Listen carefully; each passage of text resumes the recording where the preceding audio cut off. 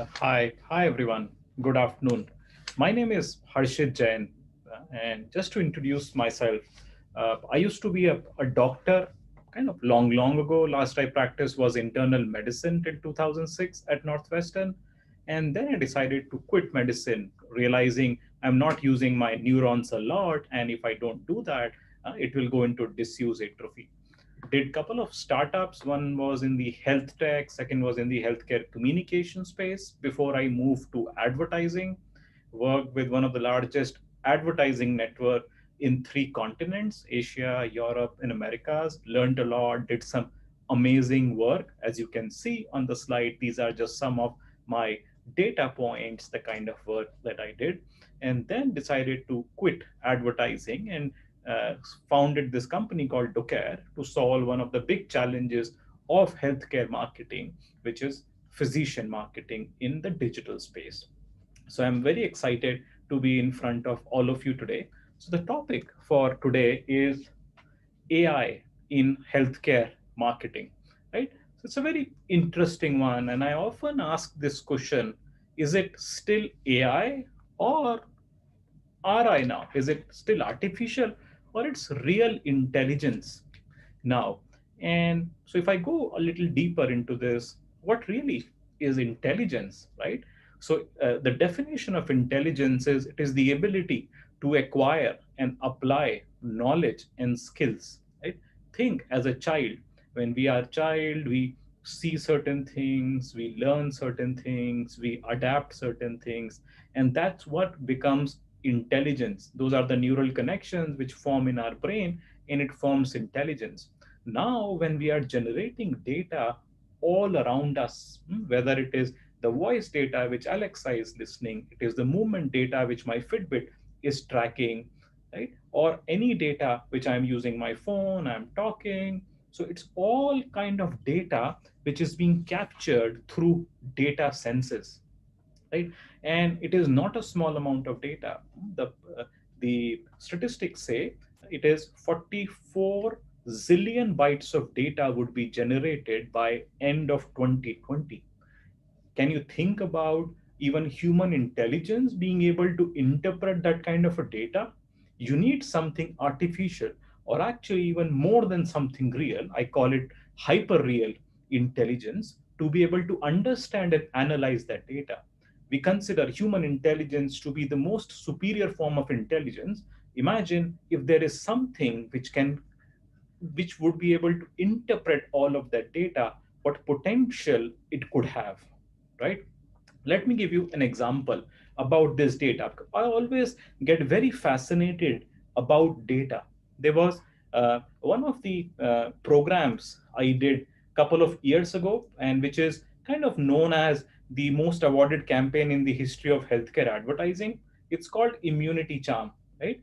Where we collected data on a thread, and everyone was fascinated in this world of cloud, and we are proposing to collect data on a thread, right? So that's the kind of intelligence you can have. You don't really need a lot of high tech and other things to collect data. It's about how can you gather intelligence from the data that exists out there. Now, let me give you an example. So, a couple of weeks ago, I was having some toothache, right? And it happened once or twice. I ignored it, took some painkillers, and it was fine. I didn't do anything about it. Then last week, again, it started, it became more severe, right? And then I started reading up about it, and then found a dentist, and then scheduled a consultation with a dentist. And I took an Uber to go to the dentist. And so he said, "Why didn't you come to me earlier? Your tooth, uh, now I have to extract the tooth. If you had come earlier, maybe we could have done a root canal or something," right? So then he gave me some prescription. He did a procedure, gave me some medicines, and then I got an allergic reaction with the medicines that he prescribed, right? And then I had to stop the medicine. Then I was in pain again, and then it just went on and on and on. So imagine if there was technology which could have come in here to help kind of make this entire process more efficient and also introduce opportunities for brands to talk to a target customer. It could be me as a target customer in healthcare being a patient, or the doctor with whom I was dealing with. He also, there could have been a lot that could have done with the doctor, right?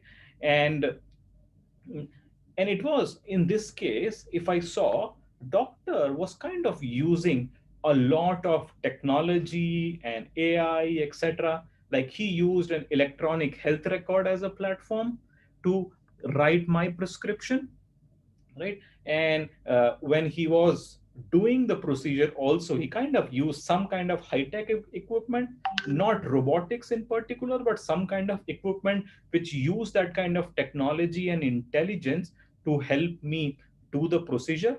And even when I look at across the spectrum in healthcare, talk about prevention, or diagnosis, you would have heard about companies like Babinol Health in UK, or surgery, as we were talking about in robotics, or in prescription or management, or even compliance. Like I came across an app recently where you just have to look into that app when you're taking a medicine, and it tells the likelihood of you being compliant to that particular medicine in that treatment regimen you are on.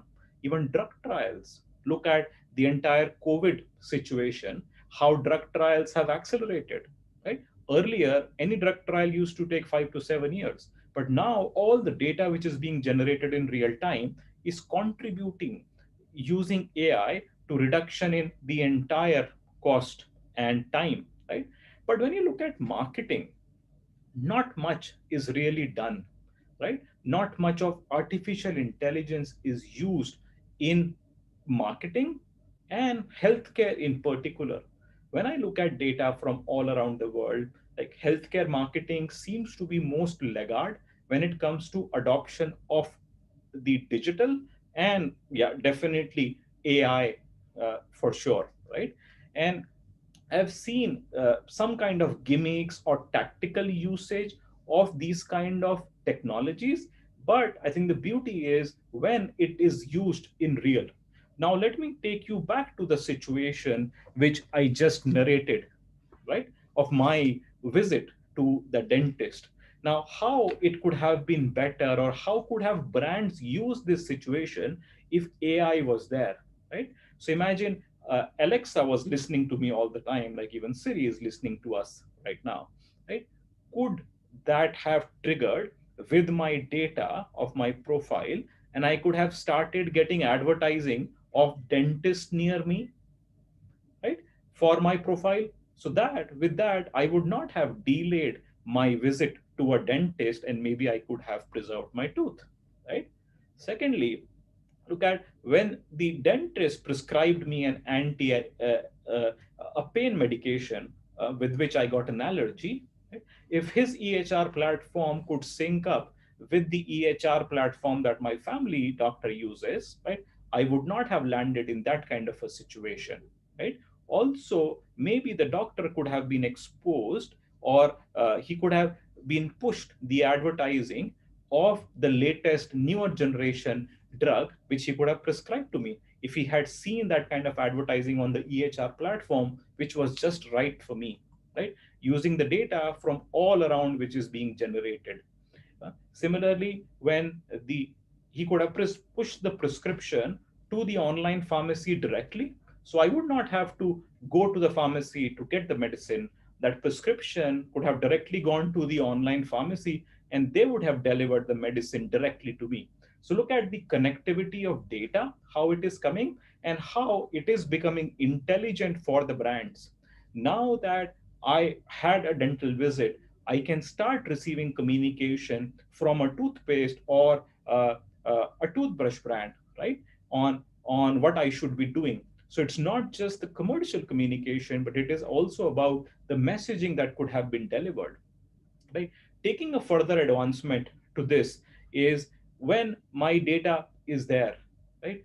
They know all about me, who I am, like what do I do. They know about my profile as well. Like it can also go into kind of predictive models which can predict the likelihood of certain things, right? So let me go back to marketing, right? So what really is marketing, right? Marketing is about reaching the right person with the right message at the right place at the right time, right? So with this kind of data that is available, it can help you, it can help brands and businesses in finding out who is the right person. Like I was this right person for this toothpaste brand, right? With the right message, knowing that what kind of behavior I have, what kind of brands I use, my message could be really targeted and customized to me at the right place. Like for this physician, when he was recommending a medicine to me, he could have received the targeted messaging from the doctor. What are the kind of medicines he could have recommended to me, right? At the right time, at that point of care, right? So all the four rights can just happen with usage of artificial intelligence, right? We often say that with this kind of data and the intelligence systems which are running, uh, these systems know much more about us than we know about ourselves, right? We don't really know ourselves, but this data can tell so much about us, which I find it scary also sometimes. But considering it is only looked at by a machine, it calms me up a little bit, right? So it is a world of endless possibilities. If you imagine, there is so much that can happen when you start looking at this data and how this data becomes intelligent.